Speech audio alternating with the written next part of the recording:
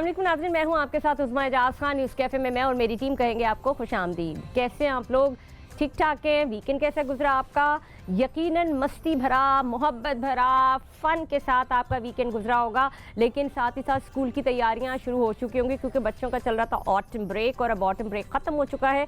उसका अंदाज़ा मुझे इस तरह से हुआ, तकरीबन मुझे 20 मिनट एक सिग्नल पे लगे और उससे इस बात का अंदाज़ा हुआ कि बाकी स्कूल खुल चुके हैं और जो रोड्स पे जो ट्रैफिक है वो बहुत तेज़ी के साथ जैम हो रहा है। रवा दवा नहीं है बल्कि जैम हो के चल रहा है। तो जनाब, ये सबसे पहली सूरत हाल और एक सबसे पहली नज़र होती है जो आपको बता देती है कि आज शहर में और शहर कराची में या पूरे मुल्क में किस किस्म की दुनिया या किस किस्म की ज़िंदगी रवा पे है। यानी कि जब आपकी ज़िंदगी को हम चलना कहते हैं तो उसका मतलब होता है रवानी, दवानी, मकाम, मंजिल।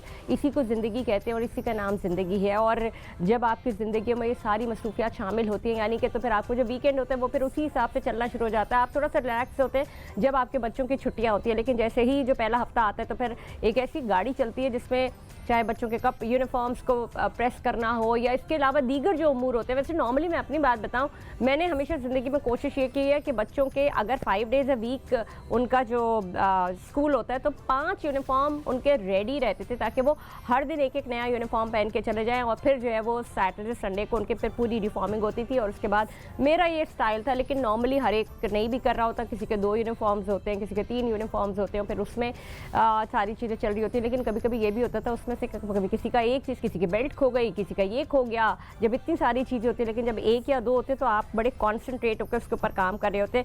और अगर सॉक्स के हवाले से बात की जाए तो उनकी तो क्या ही बात है। जितने सॉक्स दुनिया में खोते हैं उतने मुझे लगता है दुनिया में कोई चीज़ और खोती नहीं है।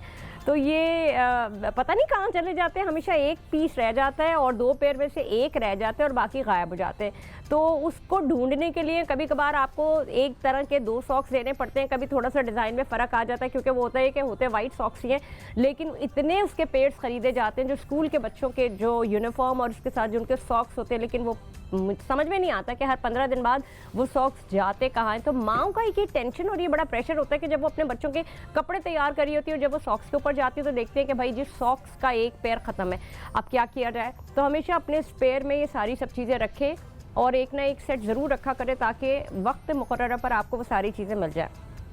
उसके बाद सबसे पहले a very happy good morning to all of you.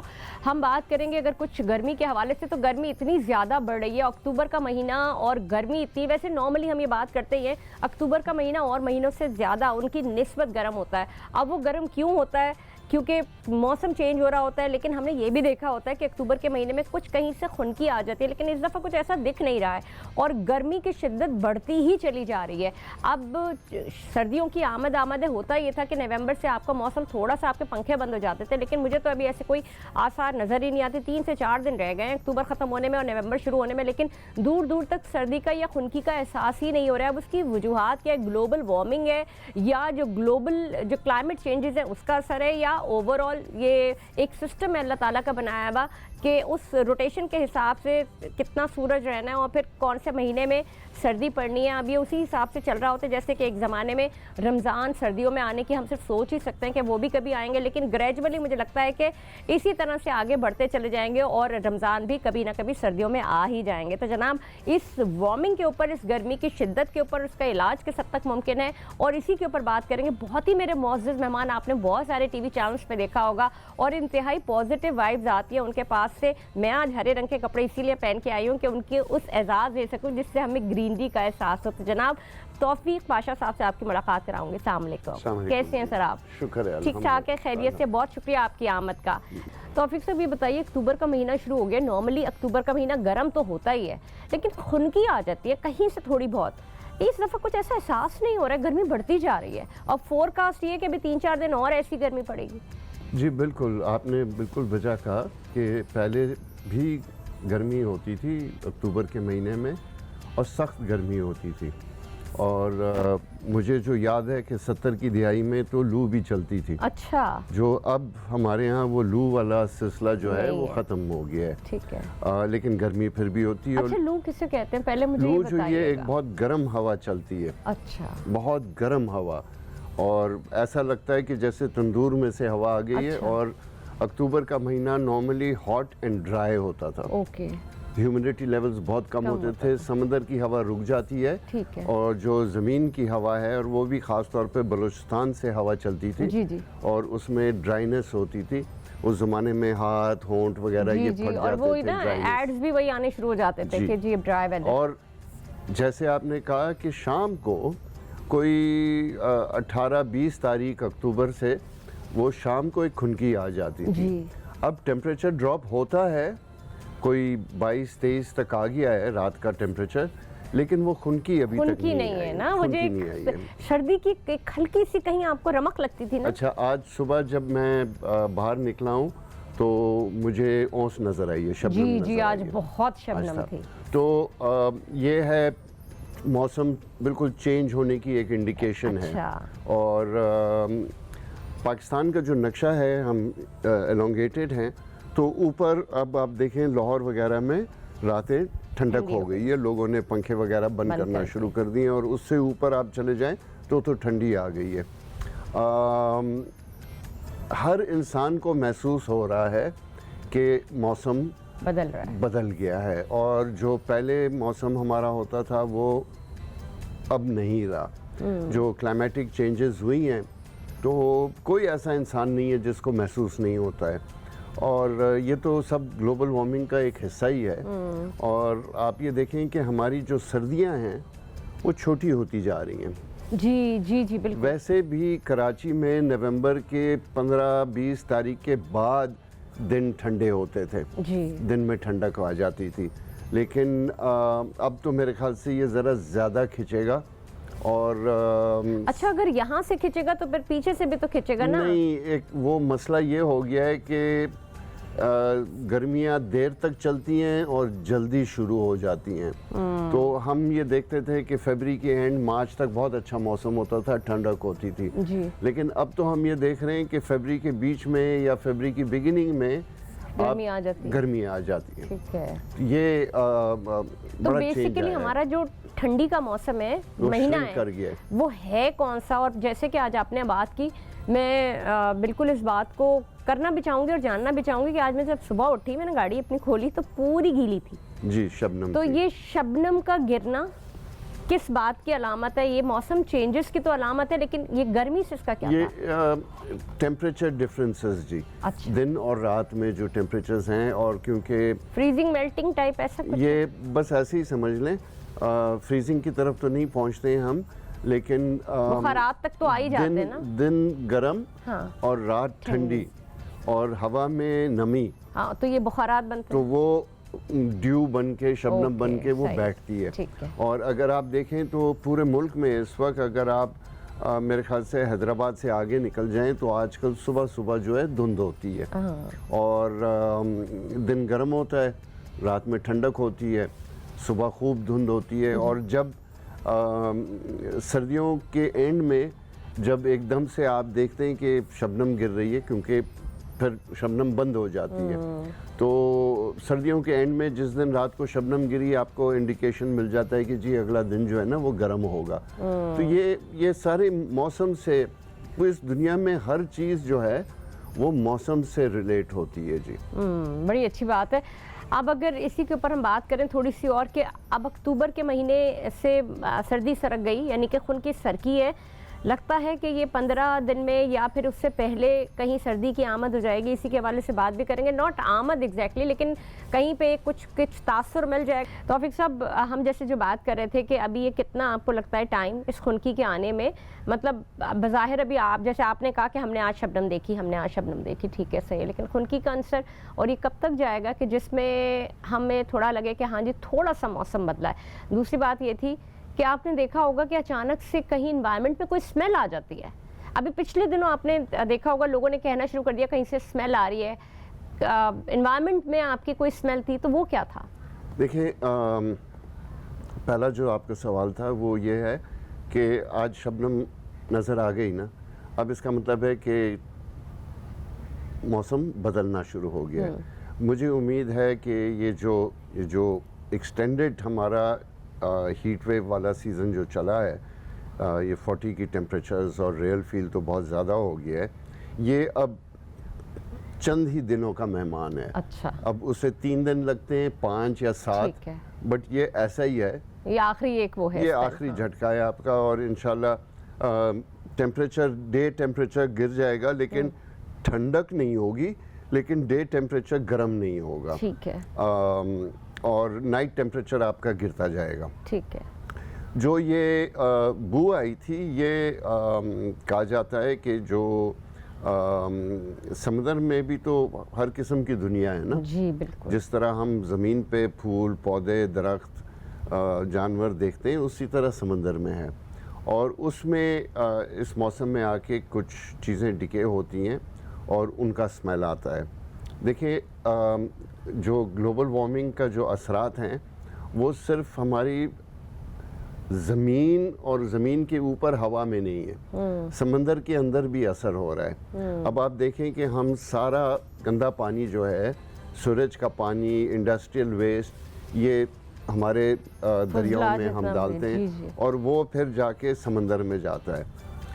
Karachi 600 million gallons सूरज पानी जो है, वो डेली जो है वो समंदर में डाला जा रहा है अनट्रीटेड।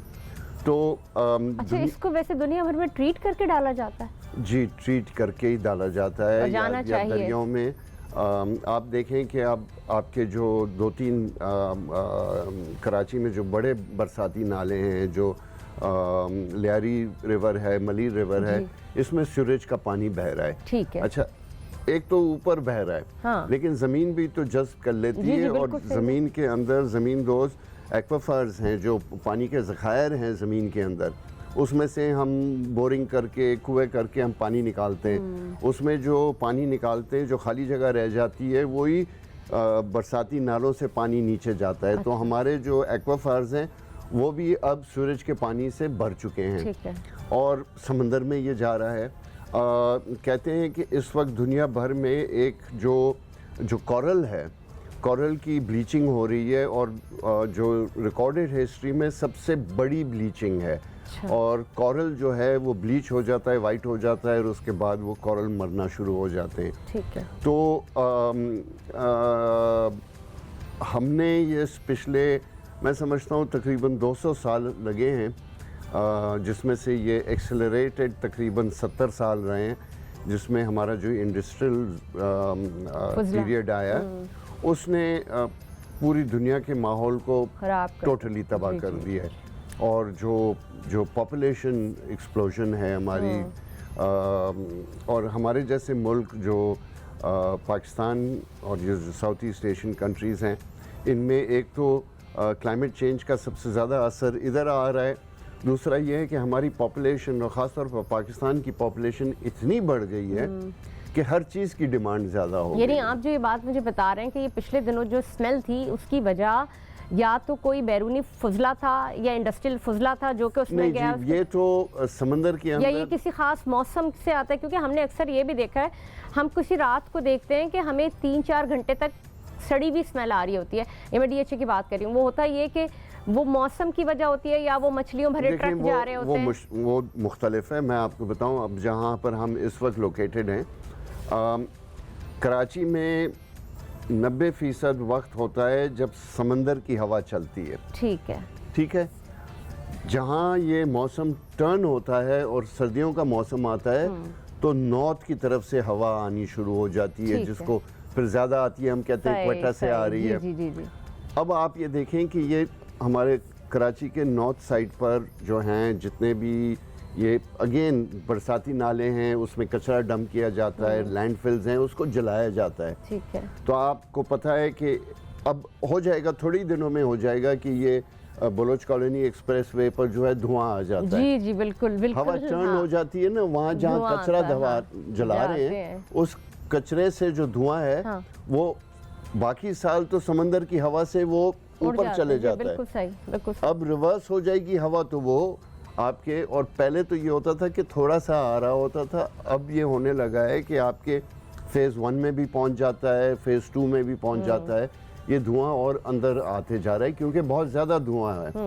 तो जो समंदर के अंदर जो सीवीड्स वगैरह हैं वो जब सड़ती हैं तो उनकी बू आती है। देखें, साल का एक ऐसा भी टाइम आता है जहाँ सी व्यू पर शेल्स, सीपियाँ वो समंदर बाहर फेंकता है बिल्कुल, उनको, और ढेरों सीपियाँ जमा हो बिल्कुल, जाती हैं हाँ। वहाँ पे। ये तो एक देखिए और उसकी भी अपनी खास स्मेल होती है। जी, और नेचर का एक सिस्टम है, जी जी। उन अपने सिस्टम के हिसाब से चलता है। तौफीक साहब, आप मुझे अब ये बताइएगा कि ठीक है, ये जाती जो गर्मियां हैं इससे बचाव के लिए अब सब्र ही कर सकते हैं, क्योंकि अब 2-4 शायद हार्डली 2 हफ्ते होंगे, तो उसमें सब्र ही किया जा सकता है। लेकिन ओवरऑल अपने घर को गर्मी की शिद्दत से बचाने के लिए करना क्या चाहिए? देखिए, हर लेवल पर आप कुछ ना कुछ कर सकते हैं। एक तो ये है कि शजरकारी जो है वो बहुत ज़रूरी है, और शजर से सिर्फ दरख्त का मतलब नहीं है मेरा, सब्ज़ा आपने करने की ज़रूरत है। हम दरख्त लगाते हैं, दरख्त को बड़ा होने में 10, 15, 20 साल लगते हैं। आप बेलें लगा दें, आपकी बाउंड्री वॉल्स, जितने घर हैं हर घर के चारों तरफ एक बाउंड्री वॉल है। अच्छा, हाँ। और घर शायद कम होंगे और मीलों हमारी बाउंड्री वॉल्स हैं। जी जी। उनको कवर करने की ज़रूरत है। जो घर है उसकी दीवारें हैं उसको कवर करने की ज़रूरत है। छतों को कवर करने की ज़रूरत है। उनको रिफ्लेक्टिव बनाने की ज़रूरत है। आप अगर और कुछ नहीं कर सकते, घर की छत पे जो है ना वाइट वॉश कर दें, चूना लगा दें, वाइट होगा। वो जो फर्श होता है उस पे, जी, जी। ताकि वो रिफ्लेक्शन हो जाए। रिफ्लेक्शन हो जाए। ठीक है। आप बड़े घरों में लोग रह रहे हैं, वो तो एयर कंडीशनर वगैरह यूज़ कर सकते हैं। बस्तियों में क्या हाल होता है लोगों का, उनकी भी छतों को जो है ना वो वाइट वॉश करने की ज़रूरत है, एक ताकि मेरा वो सवाल हीट है, कम हो। आपने बड़ी अच्छी बात की, तो जो घर की जो आउटर बाउंड्री वॉल होती है उस पे भी बाहर चूना कर सकते हैं? जी, वाइट रखें उसको ताकि मतलब वो ताकि रिफ्लेक्टिव रिफ्लेक्शन हो। हो। दूसरी बात ये कि उस पे घरों बेल के लगाएं। रंग जो है, जो लोग बहुत शौक रंग कर लेते हैं, उससे इज्तनाब करना चाहिए। जी, कोशिश तो ये होनी चाहिए कि वाइट, जितना वाइट हो उतना बेहतर है। रिफ्लेक्टिव कलर होना ठीक है, चाहिए। ठीक। जितने डार्क कलर्स होते हैं वो हीट को एब्जॉर्ब करते हैं।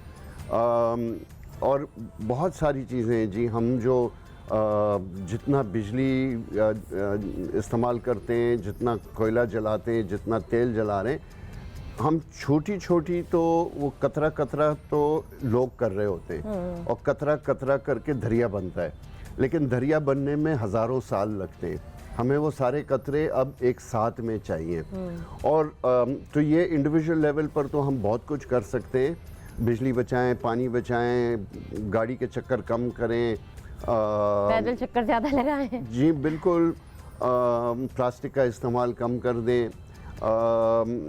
बहुत सारी चीज़ें हैं। ये तो इंडिविजुअल लेवल पर, और अगर हर कोई कर रहा होगा तो वो जमा होके बहुत ज़्यादा हो जाता हाँ। है। लेकिन इसको ग्लोबली गवर्नमेंट लेवल्स पे जो है ना चेंजेस लाने की ज़रूरत है। अब बहुत सारे ऐसे मुल्क हैं जो समझते हैं कि जी हमारे पास कोयला है और तेल है, ये अल्लाह की तरफ से हमें देन है, और हम इसको जलाएंगे, और से और वो एक्सकवेशन हो रही है उनके लिए। तो हमें फॉसल फ्यूल्स की यूज़ को अब वक्त आ गया है कि हमें कम करने की ज़रूरत है। रिन्यूएबल एनर्जी की तरफ ज़्यादा जाने की ज़रूरत है। रिन्यूएबल एनर्जी में हमें, जैसे कि कचरे से रिन्यू करना, कचरे से भी तो एनर्जी बनाई जाए। देखें, मेरे लिए आइडियल वर्ल्ड वो होगी जब कचरा ही नहीं होगा। जी, दैट इज़ वेरी गुड। लेकिन हमारे मुल्क में अनफॉर्चुनेटली कचरा बहुत है। देखिए, ये कहकर हम अपने आप को एक्सक्यूज़ कर देते हैं। ठीक है। और मुझे बड़ा गुस्सा आता है जब लोग घूम के कहते हैं भाई ये पाकिस्तान है, यहाँ ऐसे ही होता है। भाई आपने ये बनाया है, ये पाकिस्तान ऐसे नहीं होता था। मैं तौफीक साहब आपकी बात काट रही हूँ। 4 बच्चों को मैं जानती हूँ जो बाहर पढ़ते हैं, और उन्होंने ये प्लान किया कि वो जिस एनर्जी पे काम कर रहे हैं वहाँ कि पाकिस्तान आके कोई ऐसी फैक्ट्री लगाएंगे जिससे कचरे से एनर्जी पैदा की जाएगी। वो बेचारे सोच भी रहे हैं, और ऐसे कई लोग आए भी, लेकिन उनको डंप कर दिया जाता है, उनसे काम नहीं लिया जाता। जी, ये एक मिसफॉर्चून है, क्योंकि ऑयल और कोल की लॉबीज़ बहुत बड़ी हैं, और लेकिन इस पे बहुत रिसर्च होने की ज़रूरत है। अभी तक जो ऑल्टरनेटिव्स निकल रहे हैं वो सारे ऐसे नहीं है कि उनमें कोई मसला नहीं है। हम जितनी भी रिन्यूएबल एनर्जी इस तरह यूज़ कर रहे हैं इस वक्त, जिसमें आपको बैटरीज़ की ज़रूरत होती हैं, तो बैटरीज़ भी इन्वायरमेंटली डिज़ास्टर्स हैं। इलेक्ट्रिक व्हीकल्स, ईवीज़ जो हैं उसमें बैटरीज़ यूज़ होती हैं, वो भी इन्वायरमेंटली डिज़ास्टर्स हैं। और ईवीज़ के लिए जो मादनियात की ज़रूरत होती है वो जहाँ से एक्सकवेट होकर निकाले जाते हैं, वहाँ पे जो चाइल्ड लेबर यूज़ होता है, ये बहुत सारी इश्यूज़ हैं। तो अभी क्योंकि रिन्यूएबल और नेचुरल जो एनर्जीज़ हैं, देखिए एक ज़माना कदीम ज़माना था, उसमें वो बागबान वाली जो है ना वो बोट्स यूज़ होती थी, शिप्स थी, ठीक है ना, कश्तियाँ। और उसको जब हमें तेल और कोयला दरियाफ्त हुआ तो हमने वो सब छोड़ दिया, और तो यानी विंड पावर जो है वो तो कदीम ज़माने में इस्तेमाल हो रहा था और दुनिया भर में विंड मिल्स भी बन रहे थे और सब कुछ हो रहा था। फिर हम ऑयल की तरफ चले गए, कोल की तरफ गए, फिर ऑयल की तरफ गए, और अब हम कोशिश कर रहे हैं वापस जाने की। तो बहुत कम अरसा हुआ है जब हमने ऑल्टरनेटिव्स पर रिसर्च किया है, तो हमें रिसर्च को बढ़ाना पड़ेगा ताकि हम इस तरह की चीज़ें करें जिसमें जो नुकसान है वो कम से कम होता जाए। अच्छा, बिल्कुल आपने सही कहा। तो अफसर मुझे एक बात और बताइएगा, जो आपने गार्डनिंग और शजरकारी के हवाले से बात की, बड़ा अच्छा आपका वो था कि आप चूना लगा दें। मेरा सवाल ये कि आपने कहा कि उनको बेलों से कवर कर दें जी।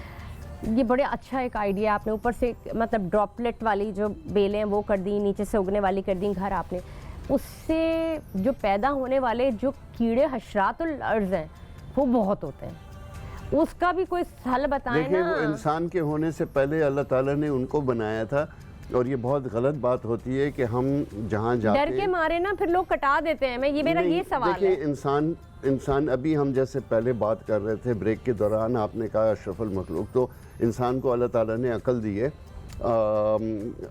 कुछ ऐसी चीज़ें हैं जिसकी तरफ अल्लाह ताला ने आपको मना किया है और कहा है कि इसमें अच्छाइयाँ भी हैं, बुराइयाँ भी हैं, लेकिन बुराइयाँ अच्छाइयों से ज़्यादा हैं। ठीक है। तो वो जो बेल आपने घर पे चढ़ाई है उसमें कीड़े होते हैं, लेकिन वो बेल का की अच्छाइयाँ ज़्यादा हैं और कीड़ों का मसला जो है वो को मैं करती हूँ। जैसे डेंगू आ रहा है वो सारा गार्डन से आता है, नहीं वो पानी से आता है जी। और पानी में भी आप देखिए लोग अपने घरों में पॉन्ड्स रखते थे, पॉन्ड्स रखना बंद कर दिया है, लेकिन आप पॉन्ड रखें उसमें मछलियाँ डालें, आपके कभी नहीं होगा फिर। हाँ। मच्छर की प्रोडक्शन नहीं होती है।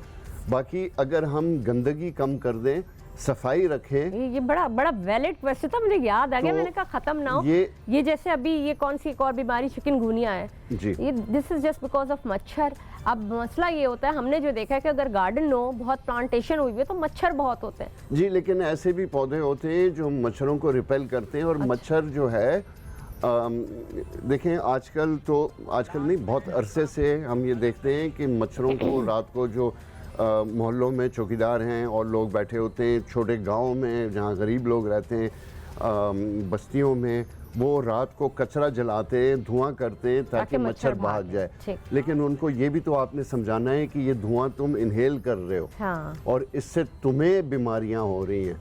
तो अगर हम सफाई रखेंगे तो ये चीज़ें हमारे यहाँ कम होती हुई चले जाएंगी। इस पर हमने जो है ना बड़ी रिसर्च भी हो रही है, इस पर काम भी हो रहा है। बहुत बहुत शुक्रिया तौफीक पाशा साहब, आप यहाँ मौजूद थे, इतनी अच्छी मुफीद मालूमात दी। लेकिन मुझे मज़ा नहीं आता, मुझे लगता है कि हमें अब थोड़ा और, क्योंकि सवालात मेरे पास इतने ज़्यादा होते हैं और मैं अपना आप लोगों से इतनी जो माहिर माहौलियात या और बहुत सारे इल्म लेके आते हैं उनसे मैं मुस्तफ़ीद होती हूँ। तो जनाब मैं आज के प्रोग्राम में आपसे इजाज़त भी चाहूँगी और आपका शुक्रिया अदा करूँगी कि आप प्रोग्राम में आए। तो जनाब मैंने कोशिश की थी इस माहौल को आपको बताने के लिए ताकि आपको वो एक्सेप्टेंस आ सके और आप जो माहौलियाती तब्दीलियाँ होती हैं उनको समझ सकें। आज के प्रोग्राम में अब तक के लिए इतना ही। मैं हूँ उस्मा एजाज खान, पाकिस्तान जिंदाबाद।